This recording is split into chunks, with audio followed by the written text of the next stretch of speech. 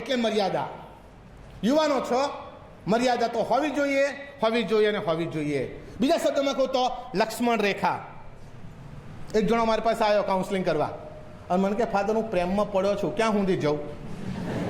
મેં કીધું પાછો આવી શકાય ત્યાં સુધી તું જા, મારે કંઈ હાય હાય નહીં, પણ તું ત્યાં સુધી જા જ્યાંથી પાછો વળી શકે, એમ તું રિટર્ન થઈ શકે. મર્યાદા.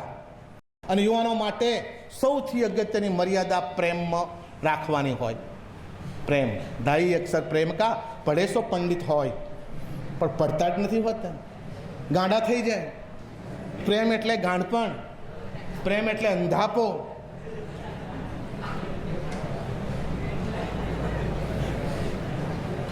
कुछ कुछ होता है.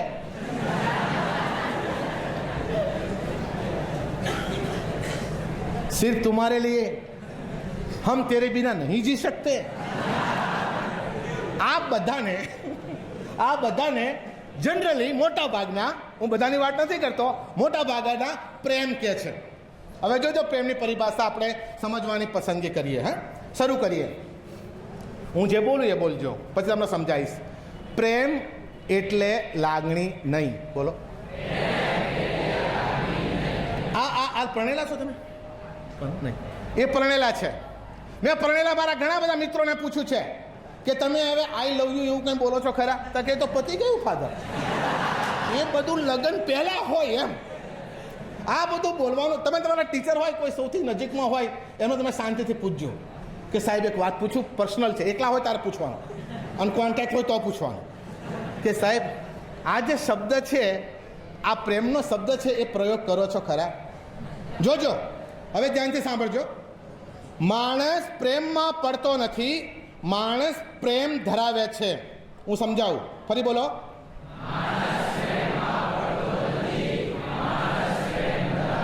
તમે તમારા બાપના પ્રેમમાં નથી પડતા.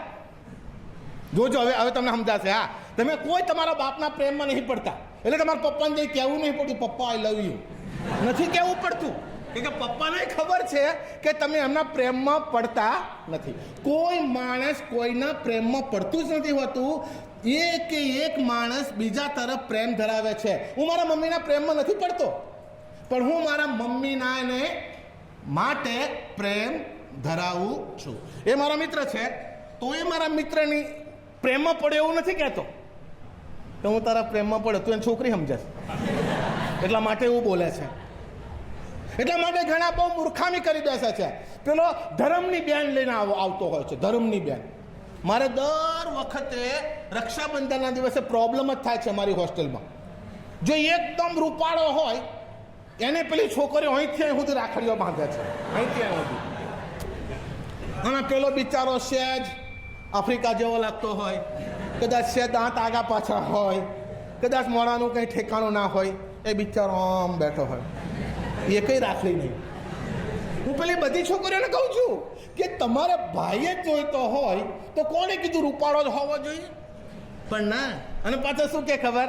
જો તે મને રાખડી બાંધી, જો બીજા કોઈ બાંધી હોય તો એ ભાઈ એ તારી બેન નથી.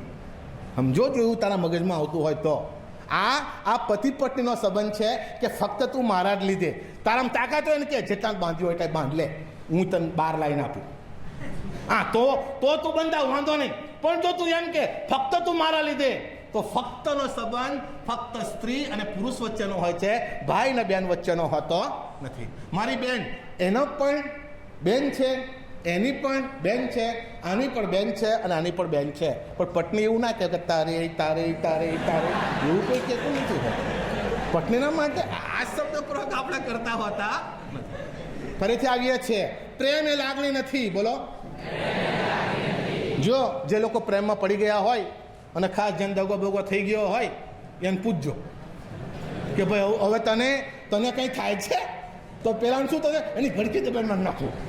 એવું થાય છે એમ, સમજ્યા? એવું થાય છે, ધિક્કાર થાય છે, બીજું કંઈ પ્રગટ થતું નથી. એટલા માટે આપણે રિપીટ કરો, પ્રેમમાં પડતા નથી. બસ આ અગત્યનું છે. અને જો કોઈ મૂર્ખો એમ કે ત્યાં દક્ષિણ અમેરિકામાં ચીલી કરીને દેશ છે, ત્યાં આગળ એક જગ્યા પર એક ટાપુ છે અને એ ટાપુમાં બધા જ આંધળા લોકો રહે છે, બધા આંધળા, કોઈ દેખતો નથી એમ, બધા A to Z બધા જ આંધળા. અને આંધળાવાળા દેશમાં એક સેવાસી વાળો જઈ ચડ્યો. એ લોકોને ખબર પડી કે આ માણસ ઇન્ડિયાનો છે. કેવી રીતે? વાસથી. એ લોકોને ખબર પડી ચાલથી, કારણ કે જે લોકોની આંખો બરાબર ના હોય, યાદ રાખો કે આંખો હોય જ નહીં, એ લોકોના કાન બહુ જોરદાર હોય, એ લોકોની સૂંઘવાની શક્તિ બહુ જોરદાર હોય, એ લોકોની સ્પર્શની શક્તિ બહુ જોરદાર હોય. એટલે તરત જ ખબર પડી કે આ દેખતો આવ્યો છે, એ જે રાજાની કુંવરી ખરીને એના પ્રેમમાં પડી ગઈ. પછી પેલા એ કહ્યું કે તું એક કામ કર. તો કે શું? તો કે મારે જો લગ્ન કર. તો પેલો જે દેખતો હતો એ તૈયાર થઈ ગયો લગ્ન કરવા. પણ પેલી કુંવરીએ કહ્યું કે એક શરત છે, જો લગ્ન કરવું હોય તો કે શું? તો કે અમારા કરતાં તું વધારે અથડાઈ જાય બીજા જોડે. અમે આંધળા છે, અથડાતા નથી, પણ તું દેખતો અથડાઈ જાય, એટલે તારી 2 આંખો ફોડી નાખવી પડે. અને કાલે સવારે જ્યારે દિવસ ઉગે ત્યારે 2 સળિયાથી તારી આંખો ફોડી નાખીશું, અને પછી તું મારી જોડે લગ્ન કરી નાખજે. એમ સવાલ તમને હું પૂછું, વિચાર કરીને જવાબ દેવાનો. તમને શું લાગે છે? પેલા એ આંખો ફોડી નાખી છે? હા, તમે કેટલા ડાયા છો, તો પછી શું કરવા પડો છો? શું કરવા પડો છો એમ? કારણ કે પ્રેમ એ લાગણી નથી, તો પ્રેમ એ પરાધીનતા પણ નથી. બોલો ફરીથી. પરાધીનતા એટલે મારું જીવન બીજા ઉપર આધાર. બોલે છે ને? નહીં બોલે છે. ઘણી બધી વાર જોજો છોકરા છોકરીઓ બોલતા હોય છે, હમ તેરે બિના નહીં જી શકતે એમ. તારે અત્યાર સુધી 24 વર્ષનો થયો ત્યાં સુધી જીવી શક્યો, 25મા વર્ષે પ્રેમમાં પડ્યો, અને જો એક જ વર્ષમાં તું જીવી ના શકતો હોય, માન કે આમ મરી ગઈ, તો તારા માટે આત્મહત્યા એ જ મારે જ ને. જો હસતા હસતા ભલે તમે સમજતા હોય, પણ સિરિયસલી લઈ લેજો. કોઈ માણસ પર એટલો બધો આધાર ન રાખો કે તમારું જીવવું એના લીધે જ શક્ય બને. ના ભાઈ ના, ઈશ્વરે તમારું ને મારું સર્જન એ માટે કર્યું જ નથી. એમ તમારું ને મારું સર્જન ડિપ્રેશનમાં જઈ ચડી જવા, હતાશામાં થઈ જવા, પેલી વ્યક્તિ ના હોય તો હું જીવી ના શકું, એ સિસ્ટમ આ દુનિયામાં છે નહીં. પણ જે યુવાનો આમાં ફસાઈ જાય છે, પ્રેમ એટલે પરાધીનતા, પરાવલંબનતા, એના ઉપર જ આધાર, તો એ ક્યાંય મરી જાય છે, ઝેર ખાઈને મરી જાય છે. મેં યુવાનોને જોયા છે ઝેર ખાઈને મરી ગયા. ખબર છે કેમ? પ્રેમની પરિભાષાનો ઊંધો અર્થ. પ્રેમની સાચી પરિભાષા કઈ છે? હું પ્રેમ ધરાવું છું. ઓ સુશીલા, તું હું પ્રેમ ધરાવું, પણ સુશીલા એમ કે પણ હું ના હોય તો બીજી, હું એના પર ધરાવું, કારણ કે મારી પાસે કેપેસિટી છે, હું એના પર પણ પ્રેમ કરી શકું, એના પર પણ પ્રેમ કરું. અને જો આ છે સાચી પ્રેમની પરિભાષા. પરિભાષા એમ કે છે પ્રેમ એ સંકુચિત નથી, પ્રેમ એ વિશાળ છે. એટલે તમે સામી વ્યક્તિને, અને યાદ રાખો ખાસ કરીને છોકરીઓ હંમેશા તમને એમ કહેશે સિર્ફ મેરે લીએ, તું સિર્ફ મેરે લીએ. તમારે એને સમજાવવાની કે તારી માનસિકતા ને મારી માનસિકતા અલગ છે, તું મારી થઈને રહેજે, પણ હું કંઈ ફક્ત તારો જ થઈને રહું તો મારી માનું શું થશે, મારા પપ્પાનું શું થશે, મારી બહેનોનું શું થશે, મારા ભાઈઓનું શું થશે.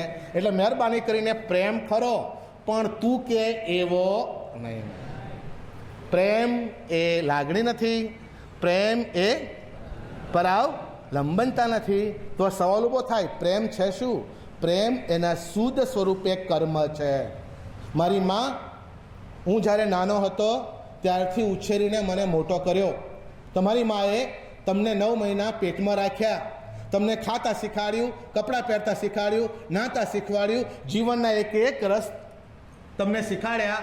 આ તમારા પર પ્રેમ હતો એને કારણે. સમજાય છે? એટલે સમજાઈ ગયું? મ એટલે મર્યાદા, સમજવાનું એમ, આગળ જતા પહેલા સમજવાનું, કારણ કે યુવાનીની અંદર આ બધી વસ્તુની ક્લેરિટી હોવી જોઈએ.